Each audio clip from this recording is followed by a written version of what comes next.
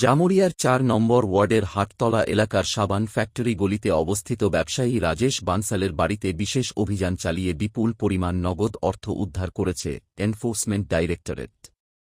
সূত্রের খবর, তল্লাশি চলাকালীন রাজেশ বানসালের বাড়ি থেকে ৩ বস্তা নগদ টাকা উদ্ধার করা হয়েছে। জানা গেছে, প্রায় ১৬ জনের একটি ইডি টিম ৩টি গাড়িতে করে সকাল ৬:৩০ নাগাদ এলাকায় পৌঁছয়। সিআইএসএফের কড়া নিরাপত্তা বলয় ঘিরে রেখে শুরু হয় তল্লাশি অভিযান। বর্তমানে প্রায় ১৩ জনের একটি দল বাড়ির ভেতরে নথিপত্র ও অন্যান্য গুরুত্বপূর্ণ বিষয় খতিয়ে দেখে জোর তল্লাশি চালাচ্ছে। সূত্র অনুযায়ী, রাজেশ বানসাল স্থানীয়ভাবে হার্ডওয়্যার ব্যবসার সঙ্গে যুক্ত। পাশাপাশি রানীগঞ্জ এলাকাতেও তাঁর হার্ডওয়্যার ব্যবসা রয়েছে। ইডির তদন্তে উঠে এসেছে, অতীতে খনি অঞ্চলের বিভিন্ন কাজের সঙ্গে তিনি যুক্ত ছিলেন কিনা সেই বিষয়টিও খতিয়ে দেখা হচ্ছে। একই সঙ্গে তাঁর নামে বিভিন্ন হিসাব বহির্ভূত আর্থিক লেনদেন হয়েছে বলে সন্দেহ তদন্তকারীদের।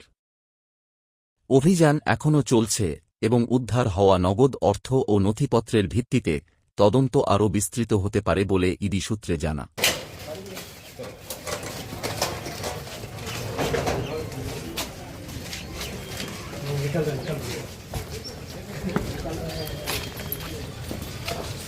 पाँच साइड